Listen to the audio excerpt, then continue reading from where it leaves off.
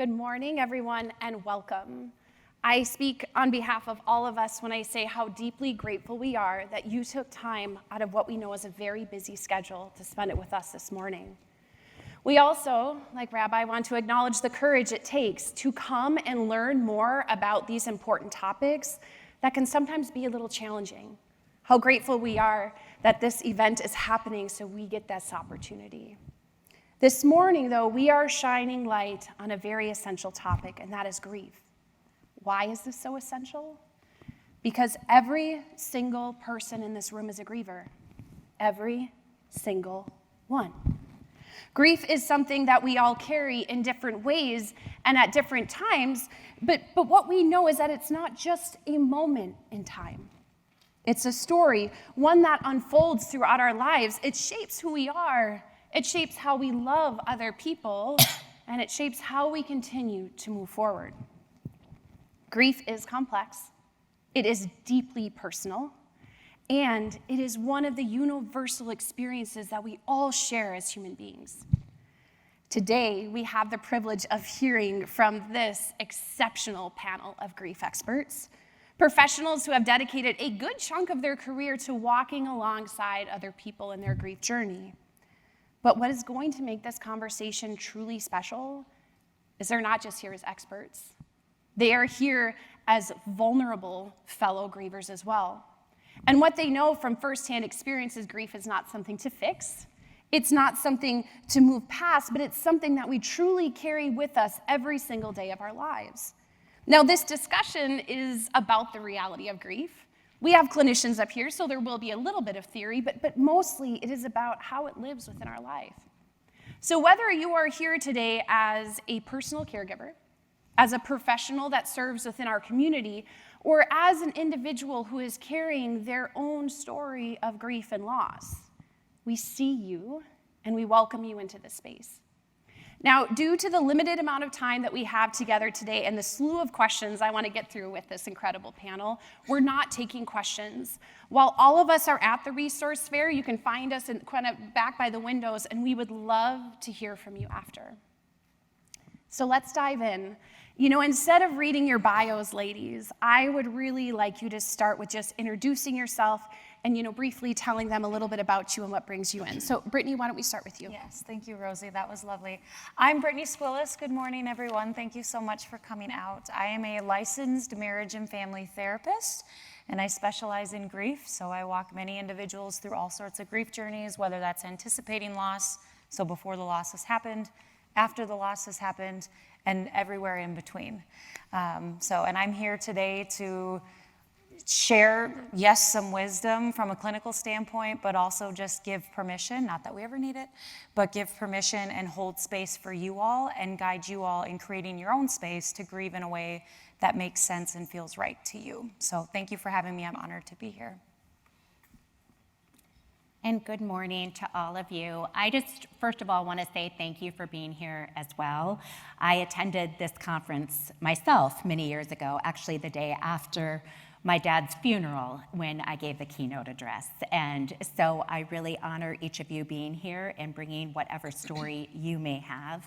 My name is Carla Holt, and I am the founder of So Many Goodbyes. It is an effort, a mission, if you will, to really walk alongside families who are also on the Alzheimer's or other dementia journey, as well as an education and outreach effort and mission. And I'm also the host of Hello Alzheimer's, a podcast that again tries to uplift, inform, and even inspire all of us who are affected by what I consider a pretty cruel disease. And I'm a reporter, a journalist at KARE 11, and that may be a little bit of my affiliation for some of you out there as well. I continue to work at that station, which is the NBC affiliate here in Minneapolis, in case you don't watch local news.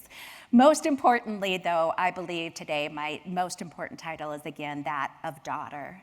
I am the daughter of a wonderful mother and a father who was truly the foundation of my life. He was my person. And so that is who inspires my work and honestly truly informs my work. So thank you again for being here, and it's an honor to be with you as well. Good morning, and I have to thank you for coming because everybody else has thanked you for coming. So thank you for coming. My name is Kelly Grossogs, and I am so honored to be back in this space. This space is very sacred to me for doing events here. I am also a clinician, licensed clinical social worker, primarily in the space of end of life. I no longer practice, but now speak and teach. And I come to you today because I have a philosophy, having worked at the bedside of many people dying from dementia and Alzheimer's, that love always remembers. So even when people forget who we are, they remember that we love them and that they love us. And I'll be talking about that a little bit today. So welcome, and we'll see you in the Resource Center after for more questions, like Rosie said. Good morning, and thank you for coming. My name is Nina Gurton, and I am an end-of-life doula, or a death doula. I'm also a grief support specialist and a chaplain for Shalom Johnson Hospice. I'm here because I believe that the more we know, and the more we understand, and the more that our hearts can open, the less fear that there is. And so I'm really passionate about death education. I'm passionate about process education. And then I work with people primarily to heal grief, heal emotionally through clay and through conversation. So happy to be here. Thank you. Like I said, powerhouse panel. I've been saying that since I found out about this. Like, I am so excited to have this conversation.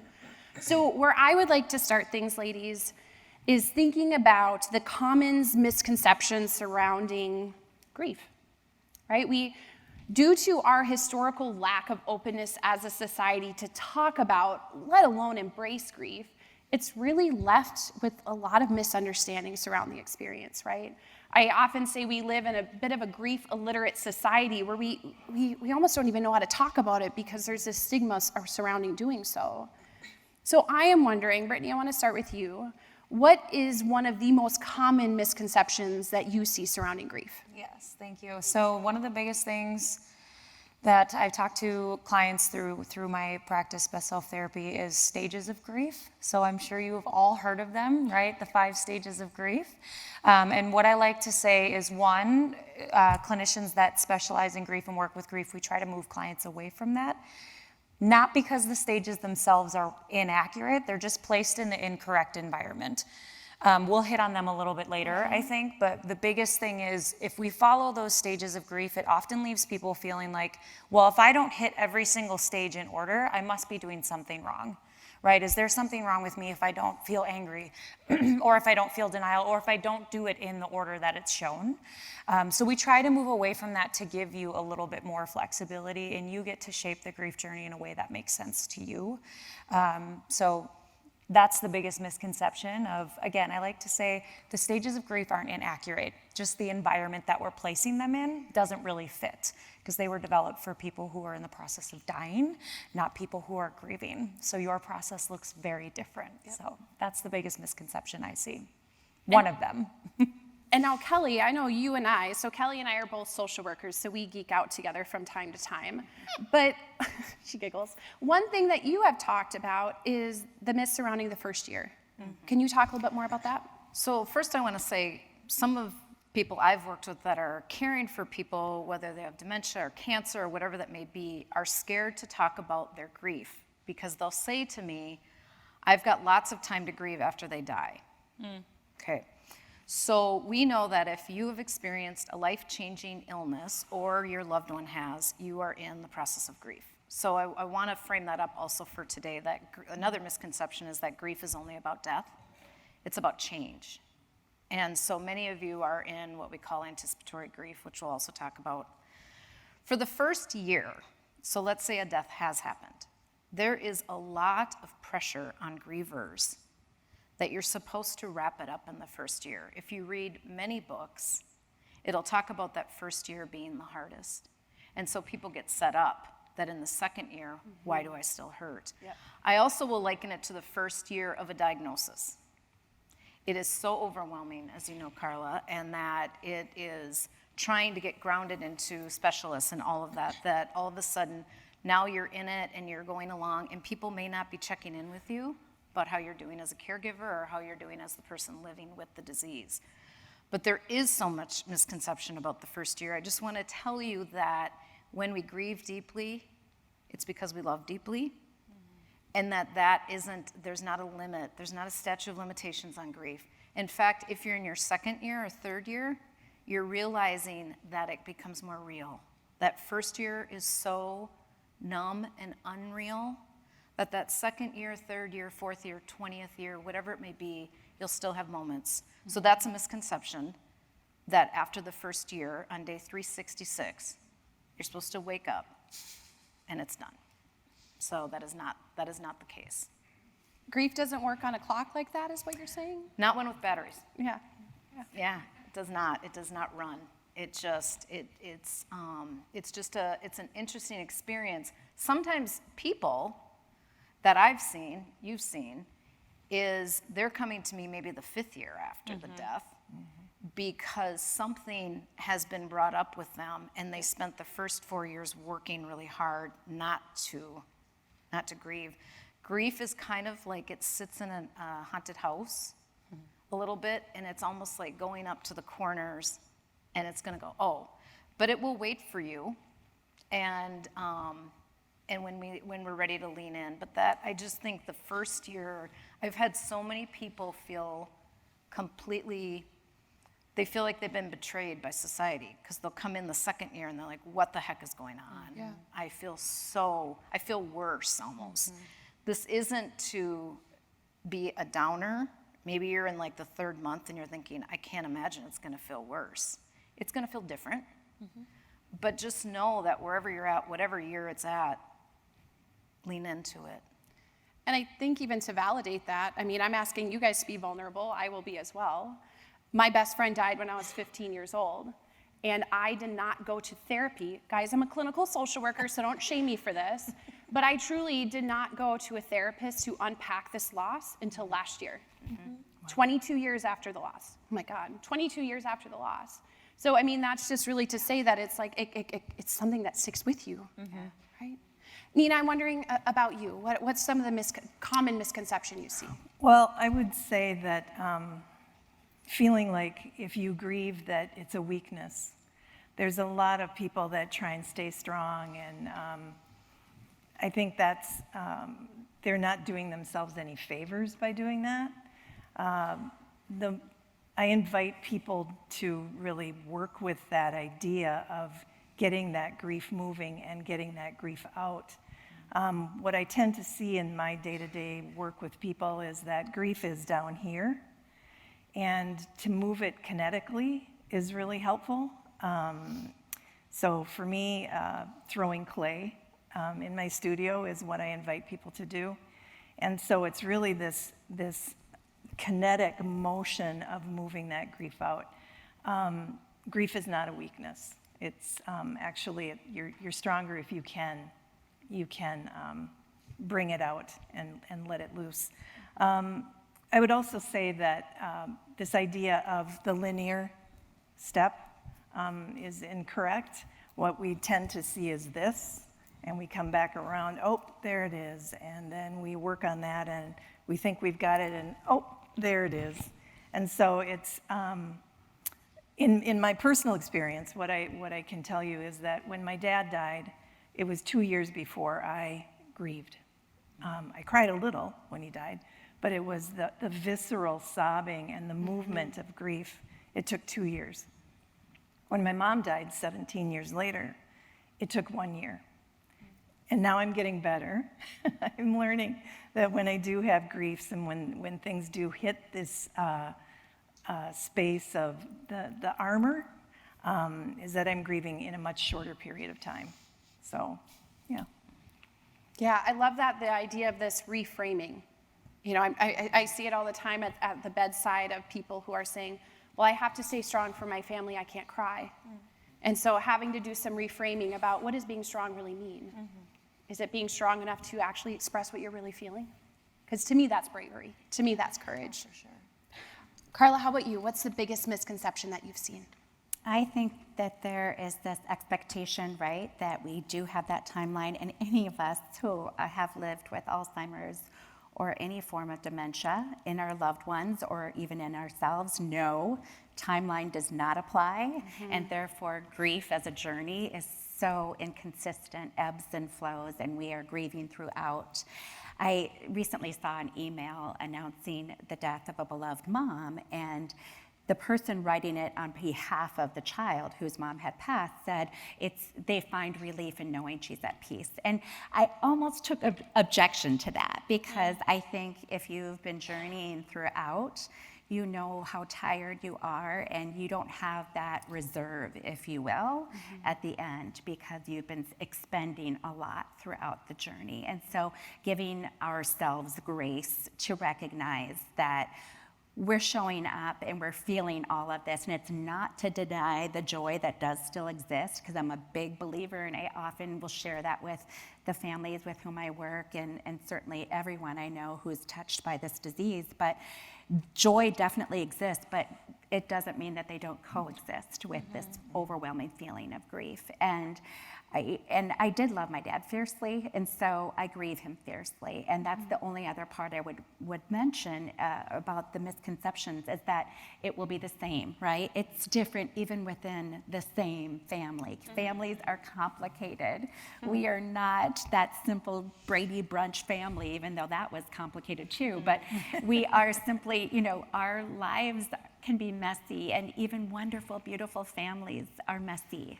And so grief is messy. And so what one child, perhaps, if you're going to refer to the children, experiences may be dramatically different than the other sibling.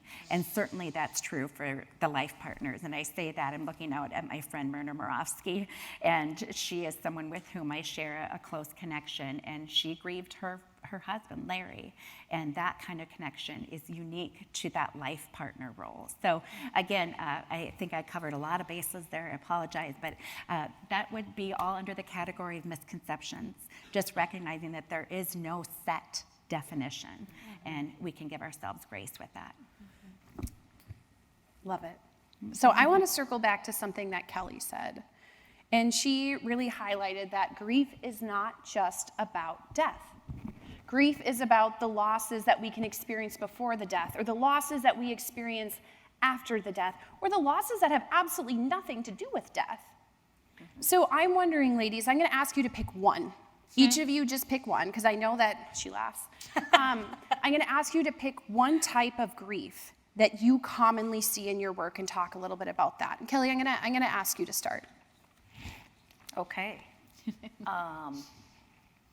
I see loss of dreams. A lot of loss. So am I just supposed to say it, or am I supposed to expound? No, I want you to talk about it. Yeah, Okay. yeah. This is great. Trying to follow your rules, because you're very good. So loss of dreams. We have dreams for our relationships. We have dreams for our children. We have dreams for ourselves. People come in with a diagnosis, cancer, Alzheimer's, dementia. Dreams change. So one of the things I help people with is recreating a different hope or a different dream. But dreams is something that I don't think many of us, it's not so tangible, right? We don't really realize, oh, when I got married, it was for this. And so, and the rabbi encourages us to live in the now, which is so beautiful. This is more about futuristic thinking, is where the dreams come in. And so that's one thing I see quite a bit of. Nina, how about you? For me, it's probably anticipatory grief, and it kind of builds right on what you're saying as well. Anticipatory grief is the grief that we feel when we go out to the future.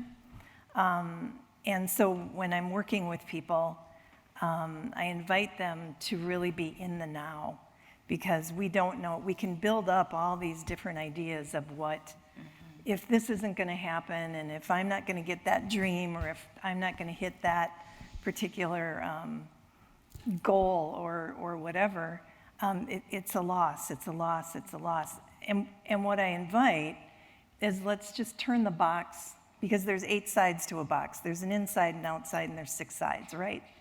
So they're looking at it from one direction. And if we just turn that box a little bit, what is maybe a way that we can reframe or shift that lens so that that anticipatory grief is not way out there, but let's just work with what we've got today. Because we don't know what the future's going to hold. Yeah. So, One thing that always surprises me with anticipatory grief, I do work part-time for hospice, and so I'll go and I'll meet with patients and families. And when they'll describe the emotions they're experiencing, I'll look at them, I'll say, well, you're grieving right now. Mm-hmm. And it's like a surprise.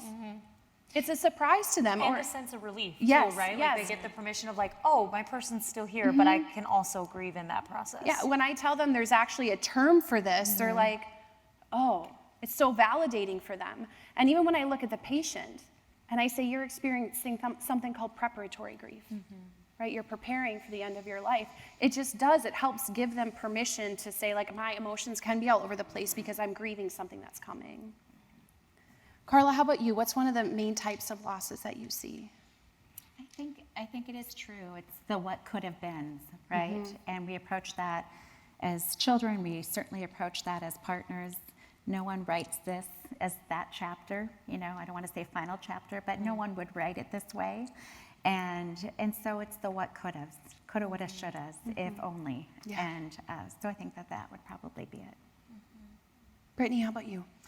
I see a lot of, I'll clump it into one big bucket, but I see a lot of identity loss. So if we're talking about like caregivers, or even people who are in the grief process, a lot of like, who am I now kind of thing. And I refer to this either as ambiguous loss, so non-death losses, right? So if you're a caregiver, there's some loss around what your life used to be, right? There's a loss of who am I now as a caregiver, or once their person has passed, who am I now that I'm not a caregiver, right? So that falls into that bucket. It can also fall into this bucket that I like to talk about as secondary losses. So there are primary and secondary losses. Your primary loss is that main loss. So if we're talking about death loss, it's going to be your person or your pet, or right, we can grieve pets too. If it's a non-death loss, it's going to be, you know, whatever that main loss is. And then the secondary losses are the ripples. So I talk about this as a rock hitting the water. So your primary loss is that rock. You drop it, hits the water, what happens? All these ripples follow. Those secondary losses are those ripples. It's everything in addition to that main loss that you've also lost. Identity, a sense of freedom, a sense of direction, right? So that's a lot of the stuff that I will see and sit with clients in. First of all, let's label it. Let's make space for it, and then let's figure out what are those secondary losses and how do we find language for it and a way to grieve those types of losses. If I can just chime in there, Yes, because please. I did feel that. And I remember saying to friends, I don't know who I am without my dad. Yes. Because it was so much a part of me, and it was such a huge part of me. And I do say, and it's that 20/20 hindsight and that perspective that I try to affirm everyone on the journey today, that it is okay to carve out the time for you, for your other roles. And I say that too because I was pregnant with my first daughter when my dad started his journey. And again, obviously I was so fiercely committed to him. I was by his side and I was making sure that I attended to his needs. But I know full well that he would have told me, had he still had the gift of speech, he had aphasia as well, Carla, get back to my grandbabies. You know, go, it's okay, I'm okay. And that's important to recognize. So just to take on to that it's okay to protect that part of your identity. It's part of why we all collectively will affirm your attendance here, because you are connecting with the resources and the support available to you that will allow you to stay connected to other parts of you. I label that as grief breaks. It's okay to take a break from doing the grief work, and people are shocked, like, I don't have to grieve all the time.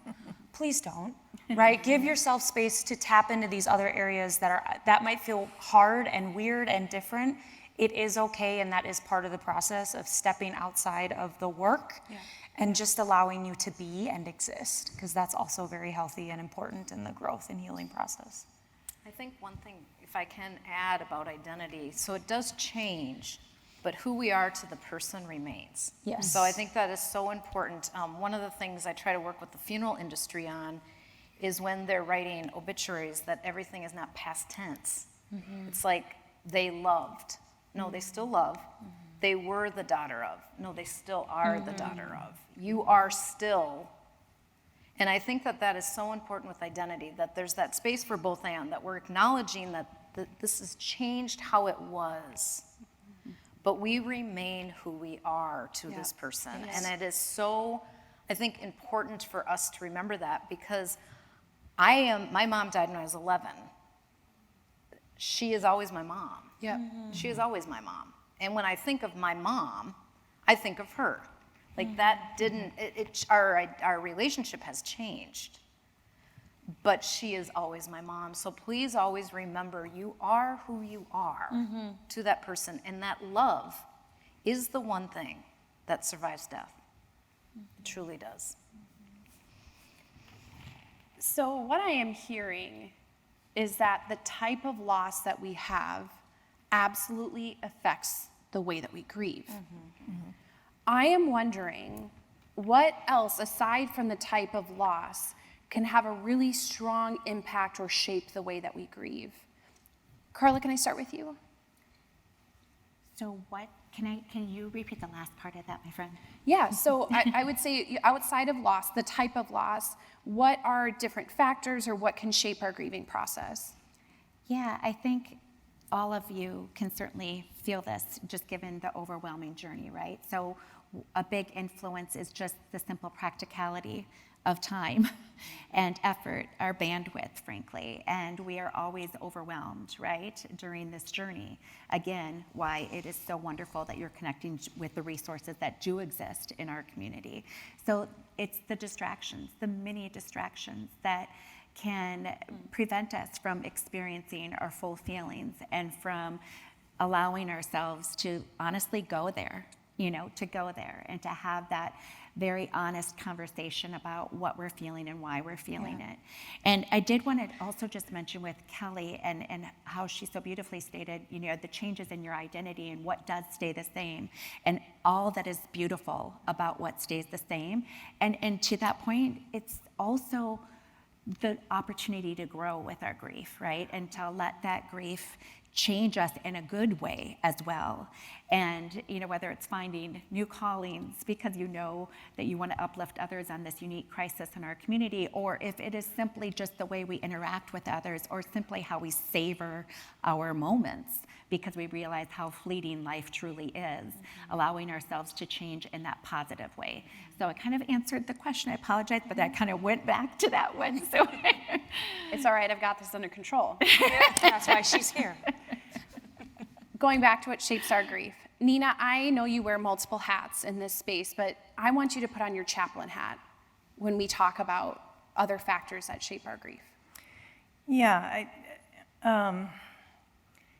people come in, when I meet with people and they've entered hospice,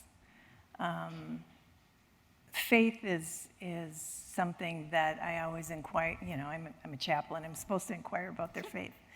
But what's really interesting about the faith journey is that for people, it can go one of two ways generally. The first way is that they're holding on to that faith as this really great thing that they can lean on. And or there's the, why is God doing this to me? And so it's really, how do I reframe that for someone? There's the question about if God was a loving God, why would he have brought this disease into my family? And so one of the things that I believe this is, and I share it, is that God isn't doing this like a puppet master. It isn't like that. What God is God is right next to you in all of this. And so it's a reframe and a shift from God is doing this to me to rather God is with me in all of this, and that is where they can land. Yeah. Thank you. Yeah. Brittany? Yes. Yeah, what do you see? So I talk about kind of 4 different areas, and I'll try to cover them as quickly as possible. So one of the Big ways that can shape our grief is how it was modeled, right? So growing up, how is grief modeled for you in the home? Was it welcomed, one, or was it just, hey, rub some dirt on it, we'll be good, pick yourself up, move on?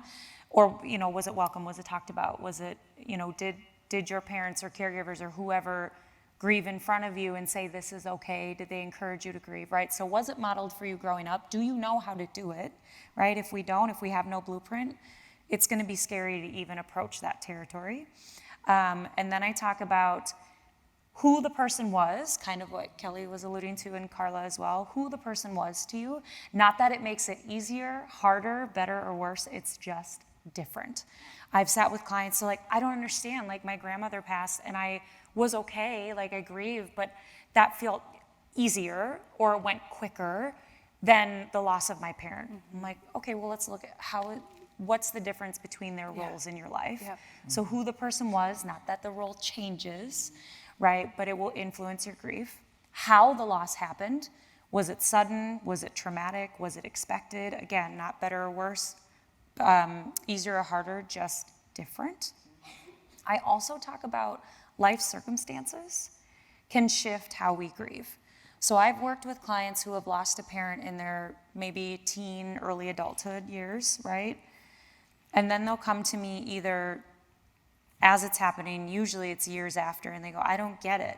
I thought I grieved this. I thought I did this work. And I said, okay, well, let's look at that. Your parents died, when you were 14? Yeah. Okay, you're in your mid to late 20s now. What's usually happening around this lifetime, right? And that you're getting married, you're graduating college, you're having kids. Who's typically there for that? Your parents. So depending on your life circumstance, your grief is going to show up differently, right? Because why would I grieve my parent not being at my wedding when I'm 14? I might have thoughts about it, but the way I experience that grief isn't going to show up until I'm actually in that life circumstance experience. Then I'm going to feel that grief and go, whoa, this is different. So that's probably the biggest one I see of your grief can shift and change over time for a big reason of your life circumstances change. So that grief is going to show up differently. So give yourself grace when that happens. I won't say if, I will say when that happens. Give yourself grace that you have done the grief work you've needed to up to this point. Now this life circumstance is opening a new door and grief is going, hey, I'm here, so let's look at it. Let's give space for that. And I want to highlight that modeling piece. A lot of the patients I work with now are pretty young, and they will have young kids, sometimes teenagers, whatever it may be, and they will say, well, we don't want them to come and be around this. We're worried about how they will cope or how they will deal with this. I want to say that I am sitting up here doing what I do for a living because of the way my mother and my father modeled talking about death, dying, and grief. That this was not something we shy away from. That they can break down and cry and also hold me at the same time and model that it's okay to express your grief. That death isn't something that's bad. While it's very sad, it's not bad. So I want you guys to hear that. For those of you who are wondering, I don't think the kids can do it. They can do it, but it's not just their presence, it's also the support that you provide alongside them within that presence. And there's research that shows, classic therapist bringing out research, right? Go. There's research Theory and life, right? There's Together. research that shows it actually causes more harm to children if you shield them from grief. Then, obviously do it appropriately, right? Age appropriately. I think it's the Washburn Center has really great resources of based on the child's chronological age and development, what introducing grief to them, what that can look like and how you do that safely. But if we shield and block children from grief, that actually causes more harm than good. So just making sure we're doing it in an age-appropriate manner. But it's very important for sure. And for those who are taking notes, I also recommend the Dougie Center. Yes, that's is that what I what was you were thinking thinking about, of? the Dougie Center. The Dougie Center, if you go online, it has literally for parents, grandparents, kids of every developmental stage. You can even Google to find grief resources near you, which I can't help but bring up brighter days when it comes to that. But if any of you are writing notes for your family, check out the Dougie Center online. And last but not least, Rosie, can I just chime in just because I had kids that went through this with me, and I'll be super fast. And just to say again, I didn't even think about it because I didn't approach it as a clinician or anything. It was just my life. And if you are an adult child who's also caring for your parent, or if you have early onset in your family and therefore your children are affected, it's just the reality of a family that they're going to be experiencing this unless you're really compartmentalized in a way that I don't find to be very realistic. And so I will say my daughters not only survived, and yes, they never knew Pop Pop apart from Alzheimer's, but they knew Pop Pop as the person that their mother was deeply committed to, and who their mother would drop almost everything, because sometimes I wouldn't drop them, but would be by his side advocating and caring for him. So there is a lesson there that you kind of can unintentionally stumble upon and live as well. And so just to let you know that as well. And it's a Okay, sorry to beautiful, chime in. no, it's a beautiful life lesson. I'm glad you said that. Kelly, last but not least, my dear friend, what have you seen that can shape our grief? So, number one, society, as we talked about, the pressures that we have that are placed upon us. I also want to put in developmental age. So, if you are here and you have littles in the family, and you're not quite sure how to talk to them about dementia or Alzheimer's, please use the words. We don't use monster, came into grandpa, and those things. We use, it's no matter what age they are, we also know research, babies can feel grief and loss, because if you're old enough to attach, you're old enough to grieve. So I see society impacting a lot of it. I think it's really lonely to grieve, especially for the widows and the widowers and the partners, that you will go out, let's say, at year and a half, and maybe you've stopped being invited, but people are not encouraging you to talk anymore. People will often say, and if you've experienced a death, which most of us have, when did they die? As if that's the end all be all. And then it's like, oh, and then they've checked their box. Oh, well, they died more than X amount, so you must be doing okay. So it's the societal implications that we have to kind of get away from. We have to tune in to us and not be truly. I mean, I wrote about this, that I was at the cemetery probably 5 years ago on Mother's Day, sobbing my eyes out, like literally sobbing. And it was because of a milestone, as you talked about, that my daughter was graduating. If people were watching me, they would think this person that I'm at the cemetery for must have died last night. When they went to look and saw that, oh, it was in the 80s, they might be surprised. Also, crying isn't the only way we grieve, right? Like I've also sat at the cemetery laughing, but that was part of the grief too. So I think societal impacts, if we can get away from checking in with, are people okay with this? And just leaning into this is how it is. Grief is not something to be cured, right? It's not a disease, but we heal in layers. And I think if we can tune in to, rather than, again, the timeline, and truly be mindful of it. I mean, it's an important question, when did they die? But it can't stop there. Because for so many of us, that is not when we did our grief work. And physicians will call me and they'll say, I'm really worried about my patient. They're having except for Vic Sandler, he doesn't worry. He just steps right in. He's amazing. But they'll say, I'm concerned about my patient because they're acting like the person just died last week and they died 15 years ago. And I'll say, ask your patient what they did at that time. Did they lean into it? Like Rosie was saying with her friend, and they'll ask and they're like, no, it's just presenting now. That's where we have to take away, when did it happen? We truly have to. So that's a long answer. I loved it. To just be where you're at. And other losses are gonna bring up old losses. Grief is like a chain-linked fence that surrounds your yard. Every link is connected to that other link. And so we have to honor the entire fence. So what I'm just sitting with hearing all of you is that the grief experience that we have is very unique to this specific loss, right? The specific time, the relationship. And so even as we go through our life and we have other deaths or other losses, we could grieve them completely different than how we've grieved other losses. So we need to give permission for it to be a unique experience. And I just love, you guys just continue to validate that there's no right way to grieve, and I'm so grateful for that. Now, I want to pull back in Kubler-Ross for a second, because in the grief world, she gets a little bit, especially in today's society, she gets a little bit of like, we can't go with the stages. But again, those of us who have read her book, Kubler-Ross was really a pioneer who gave us context at a time in our society when no one was talking about grief or death or dying. So that woman's got a lot of respect on my end. And when you read her book, she really doesn't talk about them being linear. No. Like, she really talks how some people can be in the stage. I've seen patients be in denial up until the day that they die. I've seen people oscillate back and forth between these quote unquote different stages, and so I always like to give her a little bit of credit that, she really did give us some great context to start with. So when I think about that, though, she really identifies 5 primary emotions that she has seen when she was working with people in an inpatient setting who knew that they were dying, or for loved ones who are caring for their dying loved ones, patients. And so I want to focus in on the emotions surrounding grief for a second. Some are expected, some are super surprising.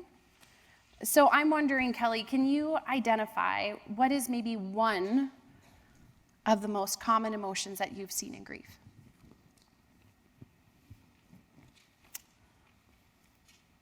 And it can be either surprising or expected, like whatever you think feels like needs to be validated. Okay, I'm going to go with the surprise is relief. Okay? Because I'm going to talk about the thing people don't want to talk about, which is relief. When there has been this agonizing disease, addiction, dementia, irretractable pain from cancer, and the person dies, there is a relief that doesn't get spoken about. We are not relieved they're gone. We are relieved that the way their suffering existed today is done. Okay, so that's the thing I want to talk about. There is actually a stage that's been added to the stages, the 6th stage of relief. And that is something I see people when I would be in my private practice, they would almost even in my office whisper it because they were feeling so guilty because that must have meant they didn't love them. And it is so, as you talked about, Rosie, when you give people what the term of anticipatory grief is, when I would say to people, oh, everything I'm hearing from you would suggest you would love them to be right here in a different way. And even through those disease process, people, I've taken care of loved ones. There's a lot of beauty that can be in that too. But the pain and the suffering, we can be relieved when they're not experiencing that anymore. And addiction, I see that a lot with families with addiction. So that's the surprise, if you will. Not a surprise to me as a grief therapist, but surprise to the community that they might be relieved. Now, that doesn't mean they're not grieving. Right. They are deeply grieving. And deeply grieving for maybe what was or what wasn't. But there is this relief of that hypervigilance. I'm not going to get the phone call that they're in the emergency room because they tried to kill themselves. I'm not going to get a call that they fell at the assisted living and broke another bone. So there is that relief from the trauma of that daily life. When I talk with people, I often talk about that grief is a both and, right? So kind of what you're articulating here, we can be looking at the person that we love with all of our heart and say, I never want to say goodbye to them. And that can be in one hand, and that is very true. And in another hand, we can also say, and I am ready to stop seeing them in suffering. And both things can coexist at the same time. Both things can be true. We just have to give them permission to both be there. What's one of the most common emotions you see? Well, I want to just tag on to what Kelly said. I did a memorial service yesterday, and one of the things the wife wanted me to talk about freedom, that her husband was free. Wow. And so people were kind of surprised at that I remarked, we're here to celebrate Wayne's freedom. And then I came back around in my remarks that Diane was free as well. And people came up to me afterwards and just said, thank you. I had never thought about that. And I think it goes to that relief area. The other area, the other emotion is anger. And people, when they're going through the stress of disease, there is a lot of anger in that they create expectations. They can create expectations for their siblings. They can create expectations for their parents. They can create expectations for their spouses, for their kids. And when nobody meets those expectations, what happens? They get really angry. And so it's not just about the disease itself. It's also about, communication. If people aren't communicating, people get really angry. And they make assumptions about what everybody else is doing, and so often it's not true. So anger is just this burning coal. And what I tell people is, if you're going to hang on to your anger, who's it hurting? It's not, they don't even know that you're upset. They don't even know why you're upset. They just know that you are upset, and the upsettedness is hurting you. And so how do we get that out? How do we work with that? How do we shift that change and make that change? I think another thing to point out with anger is I have had loved ones be angry at the person who died. Sure. Right? Whether it be for relational issues, sometimes it's, and this is a little bit of plug, I saw the company out there, Get Your Ducks in a Row. This is a plug for that. I had a daughter who had a loving relationship with her dad, loving, and when he had passed away, there was no will. There was nothing like that to put in place.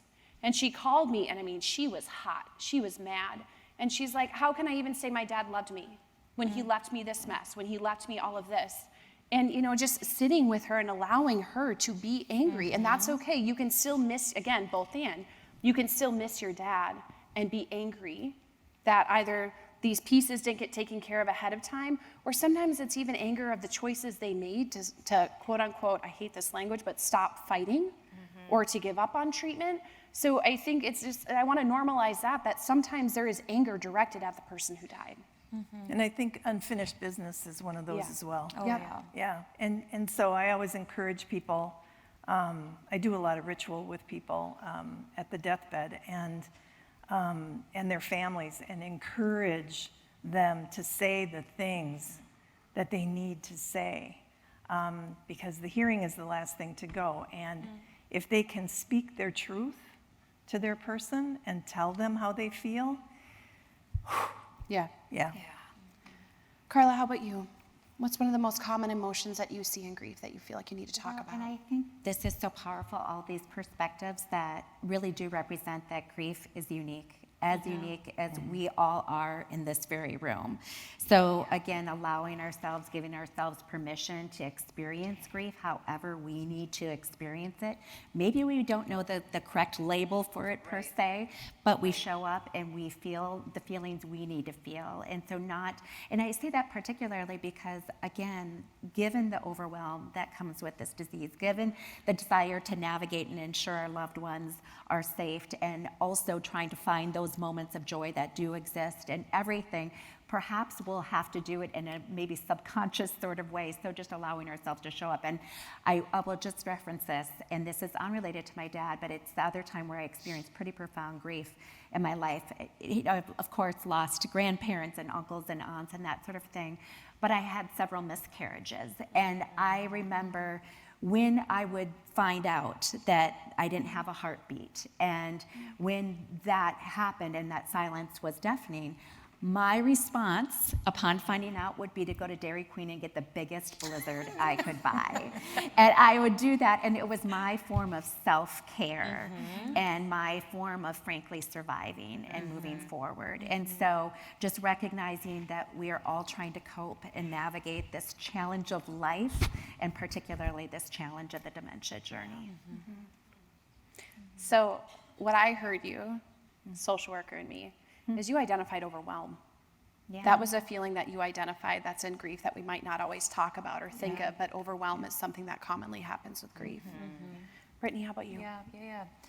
I want to touch on something that you've talked a little bit about, but as these ladies are talking, all of it is true. There's an emotion that I think comes up that surprises a lot of people if they feel very selfish when it comes to grief, especially if you are a caregiver. We can feel very selfish of like, but I've spent how many years taking care of somebody else, and I had no room to take care of me because I had to get those needs met of the other person. Now they're in a space, I mean, I would encourage that there's still self-care happening even while you're a caregiver. I understand that's challenging. Now they're in a space where like, I don't have that caregiving role to fill anymore. Take care of me? Like, one, I don't even know how to do that, but also that's very selfish, right? Like, to say, no, I'm not coming to your function because I just can't emotionally stand it today. I can't muster up the will to go. Yeah, that's okay to say thank you, but no thank you. So what I tell clients when they say they feel very selfish, first of all, I go, yeah, that's fair. That's understandable. Let's talk about why you feel that way. But then I'll reframe and say it's not selfish, it's self-focused. We have to allow space, grief breaks, whatever it might be, big Dairy Queen blizzard, to carve out time to go, I have to look at me right now, because if I don't show up for me, I can't begin to show up for other people.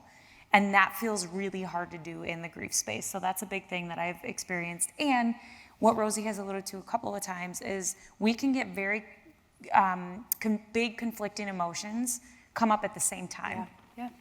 So we can experience joy, right? Kelly, like you had said, of like, I can have so much joy, and in the exact same moment, I can get hit with grief, sadness, anger, whatever it is, because they should be here, right? Or I'm sad that they're not, and sometimes we don't allow, not sometimes, a lot of times, we don't allow those to be there, right? How can I be happy and sad at the same time? Listen, it is possible. So then what I encourage clients to do is allow that to be there. Acknowledge the joy. Where do you feel that in your body? How does that feel? Why is that joy there? Tell me about it. Same with the sadness. Allow that to be there. Why did it come up? How does that feel in your body? And how do we allow and give permission for both to be there at the same time? So the coexisting emotions, I think, is really hard as well for people to handle. Recently, I had a woman at the hospital, and I was sitting with her. She was sitting bedside with her father. And I kid you not, she was laughing and crying, alternating.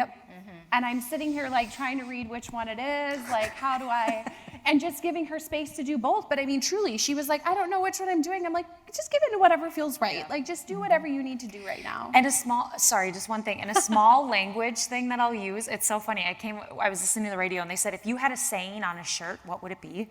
And I came home and I asked my husband that. He goes, yes, and. So when we're talking about multiple, like conflicting things happening, whether it's emotions, situations, whatever, I always say to clients, I'm feeling joyful and I'm feeling sad. Because if we go, I'm feeling sad, but I'm happy, that completely erases what's happening over here, which means I completely invalidated and dismissed my whole experience when both of them are my experience. So yes, and I'm feeling joyful and I'm feeling sad.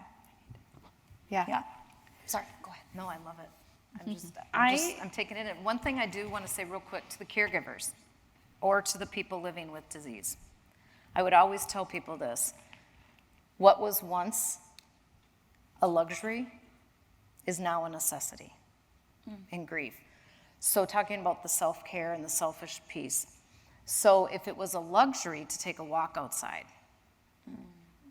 it's now a necessity.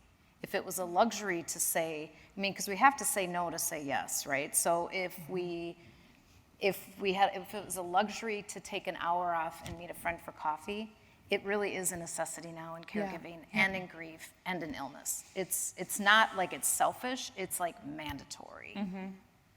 Okay, mandatory. So think of these things no longer as like, oh, this is luxurious if I could take an hour off. Caregiving is super, super intense. We can find respite with somebody, a neighbor, whomever that may be, to find the necessity that we have to have in order to keep going. Every caregiver I've ever met wants to give their best 125% of the time, truly. And every caregiver I've met cannot do 125% all the time. Yeah. It's not even possible.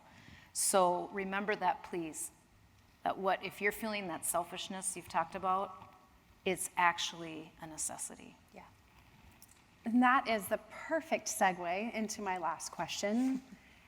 And that is really is it techniques, interventions, ways, Blizzard smoothies, self-care, like whatever it may be, what are ways that you have either found from your own personal grief journey or work that you've done with others to help support their grief? And Nina, I want to start with you because you've talked a lot about rituals. Yeah. So I'm wondering if you could touch on that a bit. Yeah, so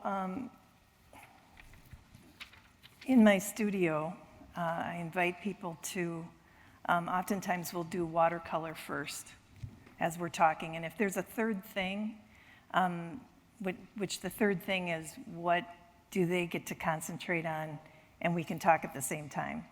And what happens is there's the ability to be able to say things that you normally wouldn't say because you're doing something else. It's like a fire. When people gather around a fire and drink beer, they say a lot more things than they would if they weren't around a fire. So we do watercolor first, and then we cut the watercolor pages, and then I invite them to identify their feelings. What do they want to release today? And so they'll write down, we'll cut it up, and they'll write down the words, the emotions that they want to release, the people that they want to release, the anger that they want to release, and then we burn it. And then I invite them to take their ashes out into my yard and to drop them someplace. And I let them know that they can come back and pick up those ashes if they want to, but they've just done all this work to let it go. So why hang on to that? And I'll hang on to it for them. Beautiful. And so it's a really powerful, anything that we can do with our hands. And I do want to just say, I work with clay, so I'm a ceramicist. And I had 3 stillborn daughters. And I did not ever grieve my girls until 35 years later. I was in my studio working with clay, and I was making memorials for the Garden of Sleeping Angels. And I thought, I've never done anything for my daughters. There's no memorial, there's no anything. And I just wept as I worked with that. And part of the deal is that what we can't process here, we can process here. Yes. And so when we're doing that work with our hands or with the third thing, we are doing a lot more work than we even understand that we're doing. So I would invite you to find your third thing. Yeah. Brittany, I want to ask you. Yeah. What are some and maybe 1 or 2 ways that you help your clients or something that you found personally for yourself to help support your grief along the way? Yeah, I think the biggest thing, I think it's even been shown up here too as we're talking of being able to label something as grief. And I can't speak for every other clinician. I don't like labels. Most clinicians, we don't like labels. But what labels are helpful to do is it can help us put you in the right direction, right? But sometimes just having the terminology for things, it's like, Gives permission. gives permission, but also when we're like, oh, hey, there's a term for that, people are like, wait, so it's not just me? Okay, so this might be normal, right? Use that loosely. But it normalizes your experience, it removes you out of isolation, which we know grief is so incredibly isolating, right? So if there are terms, not only terminology and vocabulary, but also being able to say, wow, it sounds like that ambiguous loss or that secondary loss, like that's a loss and you get to grieve that. I can't tell you how many clients have thanked me and said that makes so much sense. Like I didn't think about it that way, right? Loss of companionship, loss of filling that role as a caregiver, loss of dreams of what you thought your life was going to be, especially if a terminal diagnosis comes in pretty early, right? Early in what we say is an out of order loss, when someone passes a little bit sooner than we expected, right? We get to grieve that. So labeling that as, yep, that is a loss, and you get to grieve that. You can just, at least I've seen, like a sense of relief that just, oh my gosh, okay. And grief and mental health in particular is hard because we can't see it most often, right? Like physical illness, you got a broken leg, we can see that pretty clearly. So people treat you differently, right? They understand the needs that you have, the necessity, the mandatory things that need to happen. With mental health and grief, it can be hard to see that. So we are in search for those tangible things. Like Nina was saying, if you don't you feel it here, right? So we want those tangible things, which is why those stages of grief is so nice, because it gives you something tangible to hold on to go, okay, I don't know what I'm doing in this process. I'm going to turn to this thing outside of me that I can go, this makes sense. So sometimes having that vocabulary and those labels makes grief feel a little bit more tangible for us to then get on a path that makes sense to our process. Something I think of, which I want to invite one of you to speak to this, though, you said, that grief doesn't show up like a physical illness does. Well, we also know that grief can affect our physical health. Can you speak to that just a little bit? Yeah, so mind and body is connected, right? When one isn't doing well, the other probably is going to follow.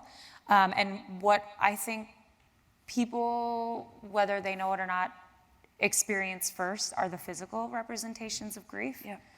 So they'll say, like, gosh, I'm like, my digestion is all out of whack. I'm having headaches. I'm feeling more restless. All of these different things. And they're like, I've gone to my medical doctor. Everything's fine. I'm like, okay, let's talk to me about what's been going on, like just in your life, right? Then we find out there's grief or divorce or just a diagnosis has come, right? Then we talk about, okay, so these are all your physical manifestations. This is how this is showing up in your body, right? And it can show up as medical issues, which can be really frustrating for people because they're like, I've done all the medical tests and I'm fine, but clearly I'm not fine. So then let's turn to the psychological side of things and go, okay, how might these experiences be showing up in our body? And how do we treat that, right? And I want to emphasize, as clinicians, if you were to come see us and tell us about these physical symptoms you're having and you have not gone to see a doctor, we're going to tell you to go see your doctor. We would encourage it, that's for sure. a part of it, right? Is we want to rule out the fact that this isn't a physical illness while also normalizing that this could be the physical manifestations of grief. Brain fog, Yeah. grief brain is so real, right? Like you'll walk into a room and go, first of all, how did I get here? Second of all, why am I here, right? Or people, I've actually sat with clients too where they're like, I was in the middle of a conversation and I just stopped. Like it went blank. I didn't know what I was talking about. I didn't know what I wanted to say. I don't know why it is very real and it can be really scary. So know that grief brain, that brain fog is very real. Well, and another thing that can show up is, with the somatic part, is if your person died of certain disease, colon cancer, brain tumor, you likely or could have a manifestation of those exact diseases. It'll show up in the GI, it'll show up with headaches.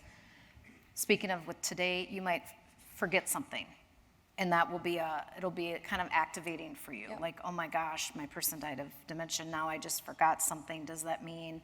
So that is not uncommon. Also, yes, go to the doctor. Another thing for physicians, one of the things they should be taking in an H&P is, when was your recent loss?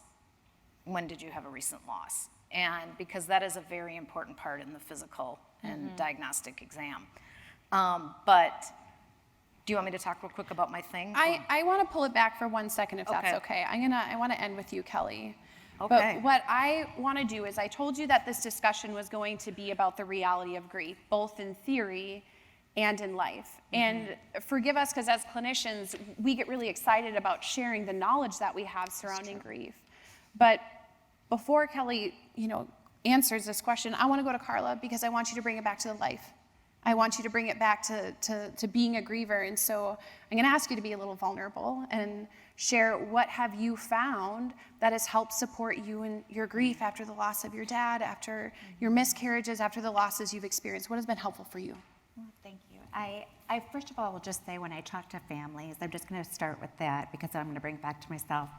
it's a lot of expectations, right? We have our own expectations and idea of not only what we want that chapter to look like, but also how we should grieve. And so again, just recognizing that even within the same family, we're going to have our own grief journeys based on our own connections to this person. And so in the case of my dad, I had a physical hurt. It literally hurt to breathe. When he passed, I was grieving throughout. I called my mission so many goodbyes because I felt like I was always saying goodbye to parts of him. The part that could run marathons, the part that could recognize me as his daughter, all of those goodbyes. But that final goodbye shook me. It just destroyed my foundation in a way that I was not prepared for, and it literally did hurt to breathe. But you know, and while it's not linear and while there is no timeline for any one person, I did find that I was able to move forward from that raw grief with the ability of just remembering and letting myself lean into the memories, the joys, and letting go of some of the discomforts and some of the pain of all those goodbyes. And so it was a process, and not that it ever is done. I think that you've heard that loud and clear today, that it is ongoing, no question. But I will also say that while I was this really loud, very obvious griever, I even shared my story about grief and my dad and everything on CARE. So it was something that I was very public about. I had a sister who was quite quiet with her grief. And her grief, every bit as profound, every bit as sincere and authentic.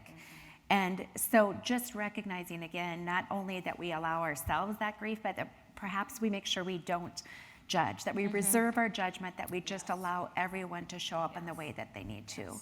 So that would probably be what I would say. And there is hope. There's hope and light throughout the journey. We all know that. Yeah. But there's also hope and light after the journey has ended, and the joy is consistent. It's just coexists. You know, I have a picture of my dad and me in his final days, and our hands are intertwined. And I think it's my metaphor now that our love and grief is forever intertwined now. So, and he was my person, and he'll always be. So. Could there be a better segue into what you're going to say, Kelly? I'm just taking that in. In grief, so we hear about all these beautiful rituals and the things that we do. Sometimes that can feel overwhelming also. So if you can get up in the morning and brush your teeth and drink water, start there. That sometimes can be very helpful. Also to have a person to talk about. My good friend Brian, who's in the audience today, is one of my text him. It's kind of a hard grief day. Not necessarily to fix it, but just to have it land with someone else is so important. And I'm seeing heads shaking. That sometimes we can get really overwhelmed about going to a therapist and doing all these things. And does that mean I'm doing it wrong? And I don't want to suffer like this forever, so I've got to do it in this way. Do it in the way that feels right for you. And sometimes I'll have to just remind people, get up in the morning and start with brushing your teeth and then drinking a glass of water. And then we'll go from there. It's really, I want to touch on real quick, grief, loss, mourning. We hear those words a lot. They're actually different. So our society has it backwards. Our society has that the grief happens, then it's blah, blah, blah. But what it is, it's the event, okay? The loss is the event. And that generally is a one-time thing, the diagnosis, the death, whatever that is. The grief is the experience that follows that loss. And that's why it's forever. Okay, it's just this, mourning is what you show to the world. Yeah. So mourning isn't necessarily the grief that we show to the world, it's that outward expression of what am I feeling. That's where the judgment comes in. Why is Carla laughing at that party? Her dad just died. She must not be that sad. She must must not be grieving. That's our mourning. Yeah. That's what we're showing to the world. And so that's what gets judged. But I just want to say today that if you're feeling overwhelmed, like, what do I do with all this grief? I don't have the time to go. I wish I could go to your studio. You can come anytime. In fact, I'm coming to your studio. You can all come anytime. Yeah, I'm coming and the clay's got to be about that big. But I just think if we can stay with, do you have one person? Do you have one person? It doesn't take 100. And so thank you, Brian. But do you have one person that you can just text and say, today is a hard day? Yeah. And let it land. Because grief, each time it lands, becomes softer Yep. and softer and softer. And that gets to the piece of just labeling it, right? Right. Even just say like, today is a hard grief day. Yeah. Sometimes that's all we need to do. Yeah. It's That's just right. open that up. space and like, okay, today's gonna be a hard day.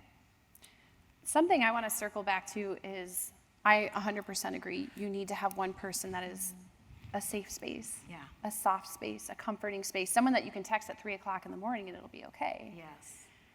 I also want to normalize going to a therapist. Because I think that's something as a society that we label in our head that, oh, I don't need that, or whatever it may be. Like, we go to the doctor for our physical health, right? I am literally a clinical social worker specialized in death, dying, and grief and loss, and I have my own grief therapist because I cannot do this for myself. I can't do this on my own. And so, you know, everyone has to do what feels best for you, but I know we just live in a society that stigmatizes going to therapy as much as they stigmatize grief. And so I just wanted to normalize that for a minute, and I wanted to thank all of you because hearing all of these little tips, tools, validation, normalization, it is so helpful.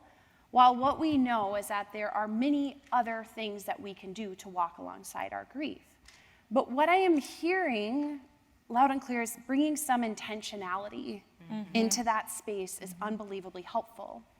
So I want to turn to all of you and ask you to reflect on what is something that you've maybe done in the past or you're doing right now, or maybe you're going to start doing after hearing these women talk today to hold space for your grief.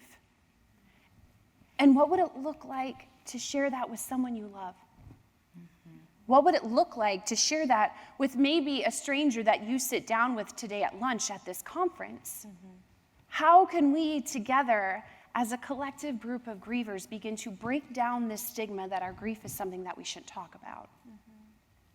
In honor of that, as we close out this panel today, I'm going to invite you to engage in something that I do literally on a daily basis to help support me in my grief, both as a hospice social worker who navigates professional grief, and also as a woman who has experienced her own profound grief. This is a practice that helps me feel connected to those who have died. It helps me stay connected to myself, to my grief, to my emotions, and it also helps regulate my emotions. Let's be real, in 2025, we all could use a little bit more of that, whether we're talking about grief or not. And what I'm talking about is an intentional breath work. There are a ton of different exercises out there. Anyone who is looking at me sitting here, I was doing that before we got up here today. But the one I'm going to invite you to engage in with us today is something called square breathing. So this is where we inhale through our nose for approximately a count of 4. Think of smelling the flowers. Then we hold that breath for about 4 counts. And then we exhale, but it's through pursed lips. So think about blowing out a candle. And then we hold again for about 4 seconds. So together, as a group of courageous grievers, I want to invite you all to close your eyes. Get settled in your seat for a moment. This is my panel as well. I'd like you to place a hand over your heart. And with slow, intentional breaths, I invite you to breathe in the love and memories of a person or a thing or a moment or a dream that you are currently grieving. And now pause and hold that within you for a moment, giving it permission to be there. And then breathe out any harmful expectations of how or where your grief should be. Once that breath is out, let the next pause be of one that honors you and your grief. Please continue to keep your eyes closed and follow that breathing pattern while you listen to a reading from John O'Donohue. When the wave of grief rises within you, let yourself succumb to the surge.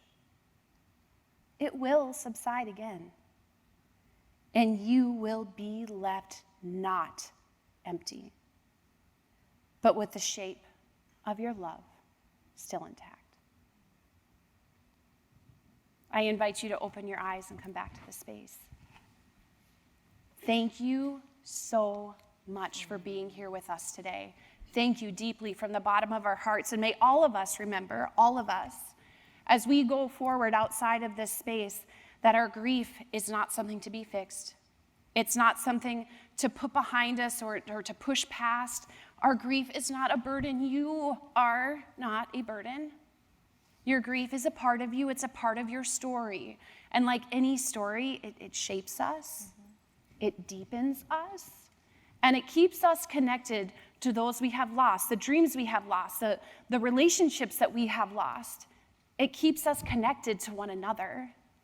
And ultimately, it really keeps us connected to ourselves.